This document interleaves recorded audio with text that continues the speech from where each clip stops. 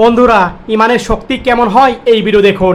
এই বোনটি তার ছেলেকে নিয়ে আসলো হুজুরের কাছে। হুজুর আসসালামু আলাইকুম রহমতুল্লাহ।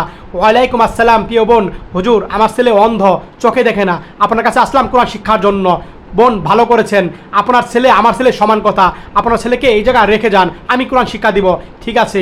আর এই বোনটি তখন তার ছেলেকে এই জায়গায় রাখলো আর রেখে তখন বোনটি চলে গেল। আর ছেলেটা তখন খাতাপত্র বের করছিল।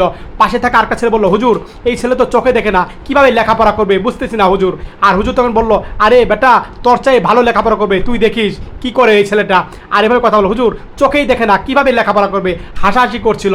আর হুজুর বললো, আরে চোখ হাসাহাসি কেন করছিস, তোদের লেখাপড়া তার ঠিক মতো কর আর পড়া দে আমাকে। এভাবে কথা বললো। একটু পরে ছেলে বললো, হুজুর আর পারি না তো। আর হুজুর তখন বললো, কেন পারিস না, একটু আগে এই ছেলেকে নিয়ে হাসাহাসি করলি তুই, এখন কাছে আয় আমার দিকে। ডাকছে আর কাছে গেল। ছেলেটাকে তখন হুজুর এরকম করছে, কেন পারিস না, ভালোভাবে লেখাপড়া কেন করিস না। আর তখন বললো, আল্লাহ আমাকে তুমি বাঁচাও, হুজুর না হলে আমাকে মারবে। আল্লাহর কাছে দোয়া চাইল এই অন্ধ ছেলেটা এক পর্যায়ে। আর তখন আল্লাহর কাছে দোয়া চাচ্ছে। আর এক পর্যায়ে এই ছেলেকে বললো, কালকা থেকে ভালো করে লেখাপড়া করে আসবি, নাহলে কিন্তু খবর আছে তোর, যা তুই যা। আর তখন হুজুর বললো, এই ছেলে তুমি এদিকে আসো। আর এই ছেলেকে ডাকলো, অন্ধ ছেলেকে, কাছে গেল, ভালোভাবে বসো তুমি। আর বললো, বলো কি লেখাপড়া করেছো তুমি।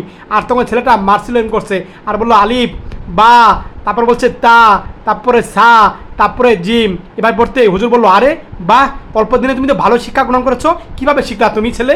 এভাবে কথা বললো হুজুর। আর তখন বললো, হুজুর আমি কীভাবে শিখলাম শুনেন তাহলে। এই যে অন্য একটা ফেরেশতা তার মাথার কাছে এসে তাকে দোয়া দিয়ে গিয়েছিল, এই কুদরতি সাহায্যে